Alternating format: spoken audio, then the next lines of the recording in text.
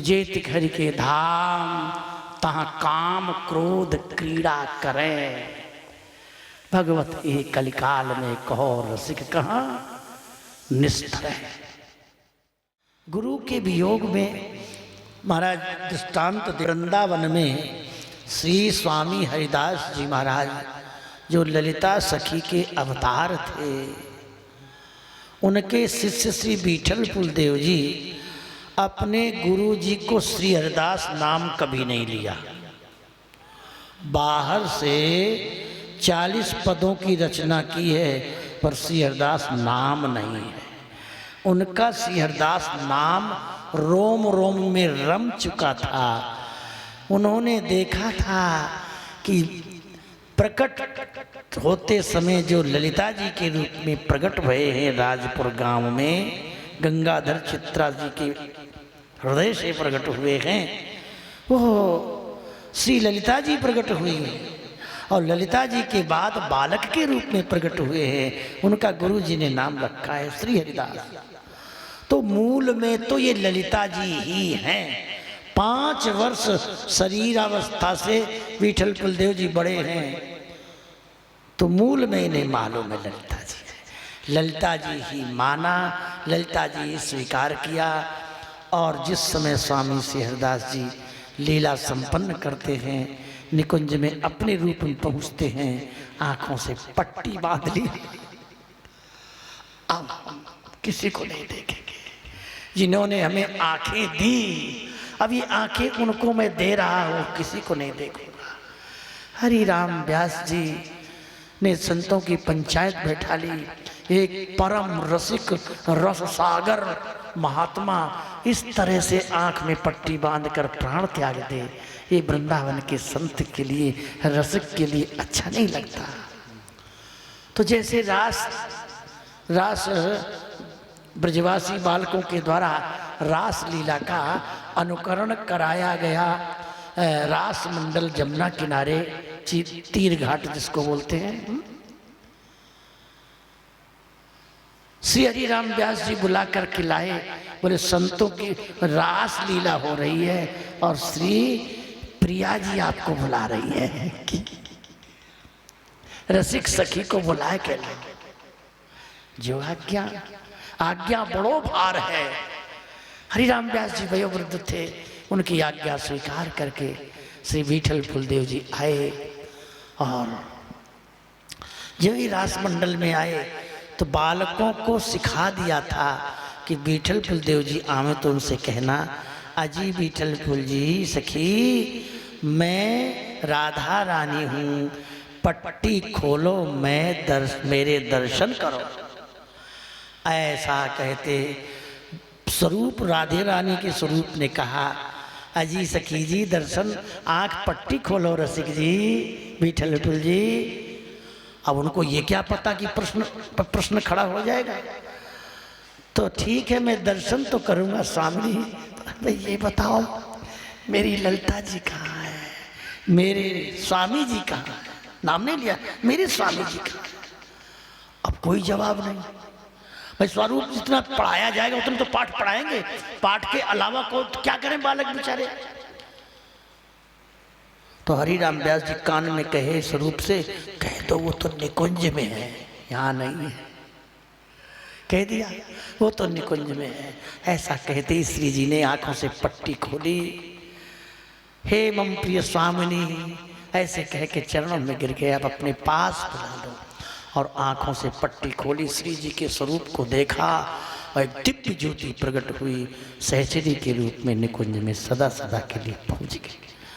ऐसा गुरु के वियोग दाह उपजो अपार है, श्री प्रियादास जी महाराज ने वर्णन किया। कैसे करे संत सेवा, क्योंकि बिना संत और गुरु के भगवान पकड़ते नहीं है। भगवान की पकड़ भी संत गुरु के बाद में ही आती है। जब संत और गुरु कह देते हैं ये प्रभु ये हमारा शिष्य है, तभी ठाकुर जी उसको हृदय से लगाते हैं। ऐसे भक्तमाल में वल्लभ कुलीय परंपरा के 252 वार्ताओं में प्रसंग बहुत आते हैं। हाँ।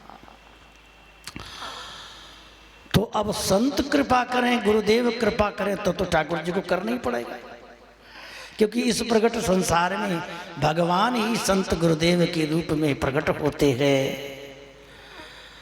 तो रजनी के शेष ऋषि आश्रम प्रवेश करे। जब सुबह के समय 3-4 बजे रजनी की अवशेष मतलब थोड़ा रात्रि बचती है, तो ये संत क्या करते हैं, सुबह नहा धो करके और बस गुरु मंत्र का जप करते हैं, हवन करते हैं, जो भी क्रिया है सूर्योदय होते होते इनकी क्रिया संपन्न होती है, और अपना फिर बाहर लकड़ी बीनने जाते हैं, जो भी करें। तो सुबह का जो समय है इसमें एकांत समय है, तो चलो ये काम करते हैं। जिनकी जीवा मत रहती है ठाकुर जी का गुणगान गाने के लिए, इनके नेत्र मस्त रहते, झूमते रहते हैं, नशा में रहते हैं, रूप माधुरी में प्रमत्त रहे, कानों से जो ठाकुर जी की बांसुरी की स्वर सुनते रहते हैं, हृदय में जिनका चिंतन होता है, रोम रोम से श्री ठाकुर जी के शरणागत है, बड़े भावुक है। उनकी देह दृष्टि नहीं है, उनकी आत्म दृष्टि है, आत्मा में स्थित हैं, देही को देखे नहीं, जो देखे सो दे। वो हृदय की भक्ति को देखते हैं, वो ये नहीं देखते कि ये गृहस्थी है, कि ये स्त्री है, कि ये विरक्त है, कि ब्रह्मचारी है, इसका हृदय कैसा है। जो सिद्ध कोटि के संत होते हैं, संत सभी सिद्ध होते हैं, जिनके कंठी तिलक है वो सिद्ध ही है, सत्य ये, इनमें परीक्षा नहीं करनी चाहिए। गले में कंठी है, मस्तक पर तिलक है, तो सिद्ध स्वरूप है। उनकी जो भी सेवा करते हैं तो उनका प्रिया प्रीतम रूपी संपत्ति की चोरी होती है सेवा करने वाले के पास, सत्य है। जो मंत्र जापक को अनुभव नहीं होता वो सेवक को अनुभव होता है। आज भी ऐसी घटनाएं प्रमाण हैं। प्रियादासी रस के रंग में भरे हुए कहते हैं। अच्छा, रसरंग की बात यदि व्याख्या की जाए तो रस की व्याख्या तो वृंदावन के बराबर कहीं है ही नहीं। रस वैसा रसज्ञों हेवायम लब्ध्वानंदी भवती, जो श्री लाडली लाल के साथ वृंदावन के निवृत्त निकुंज में क्रीड़ा कल्लोल करता रहता है, तो वास्तव में रसरूप तो यही है। तो रसरंग देखा जाए, ऐसे वो रस के रंग में प्रमत्तावस्था स्थिति को प्राप्त हैं। जय रस शादी मिले तहाँ सन्मान न होई।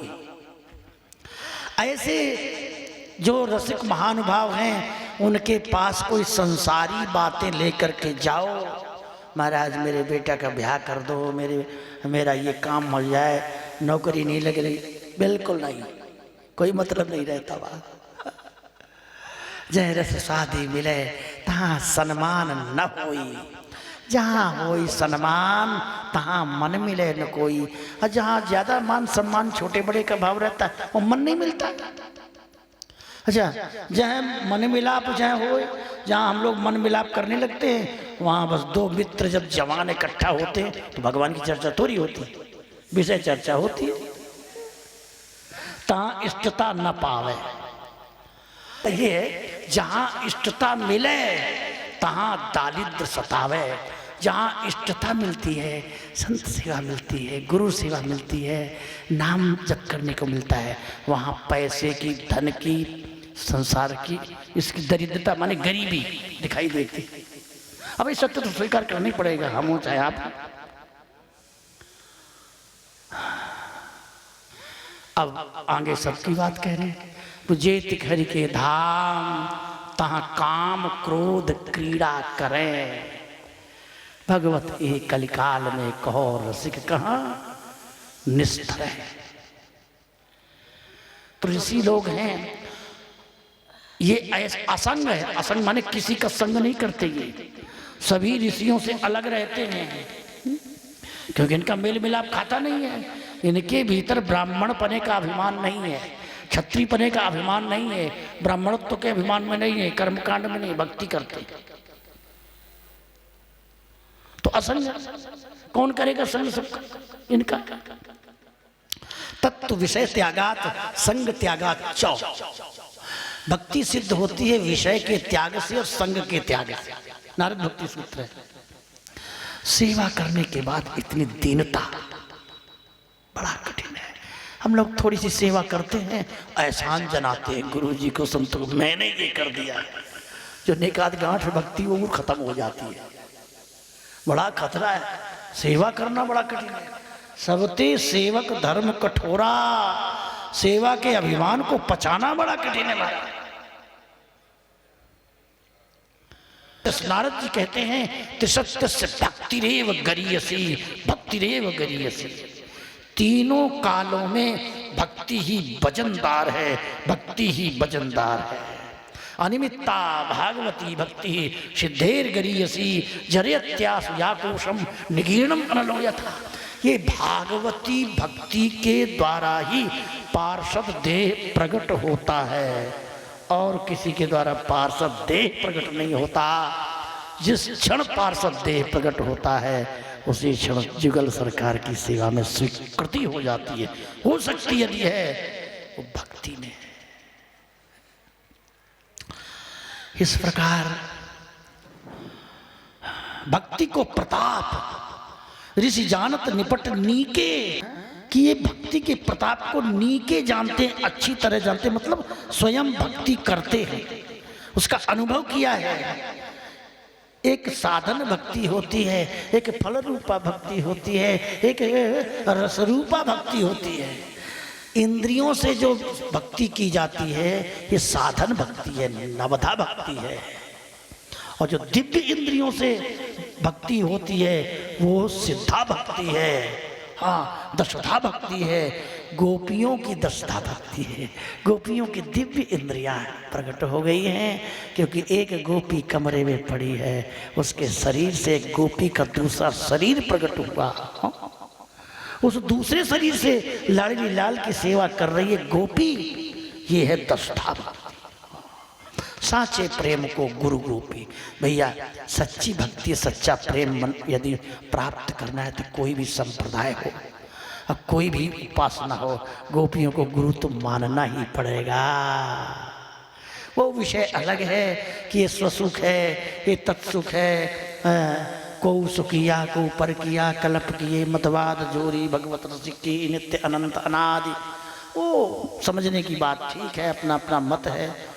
पर बिहारी देव जी कहते हैं भैया गोपियों को तो गुरु मानना ही पड़ेगा, तब आगे चलेगी बात है। महाराज गोपियों को गुरु माना, यहाँ तक संतों ने गोपी भाव स्वीकार किया, पुरुषत्व को नष्ट कर दिया कि गोपी बनने पर हृदय द्रवीभूत होता है, और जब दीनता आती है तब ठाकुर जी बड़े प्रसन्न होते हैं।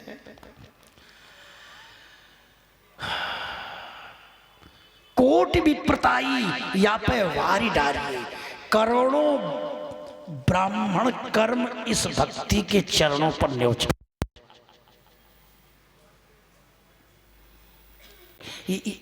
नाम के साथ गुरु लोग आत्मज्ञान प्रदान करते हैं। नाम जप और आत्मज्ञान दो बातें हैं। नाम वाणी निकट, श्याम श्यामा प्रगट। नाम वाणी जहाँ, श्यामा श्याम तहाँ। नाम जप है और वाणी क्या है? वाणी में अपने स्वरूप का वर्णन किया गया है, आत्म स्वरूप का वर्णन किया है। ये कीलिमाल है, चतुरासी है, ये क्या है? ये आत्मा का स्वरूप है। वो तो आत्म साक्षात्कार की भाषा है वहां। खैर, तो जब नाम जब दिया जाता है तो उपदेश क्या दिया जाता है? अहम हरे तव पादैक मूल दासा दासो, हम नित्य आपके दास थे मदन गोपाल, शरण तेरी आयो। नायमात्मा प्रवचनेन लभ्यो न वेदया सुतेन बहुना। ये परमात्मा ज्यादा तपस्या से, ज्यादा तीव्र वैराग से, त्याग से जल पी करके अग्नि में तप कर नहीं मिलता। बोले यमे वैश्य वृणते तेन लभ्यस्तस्यैष आत्मा बिभ्रते तनुम स्वाम।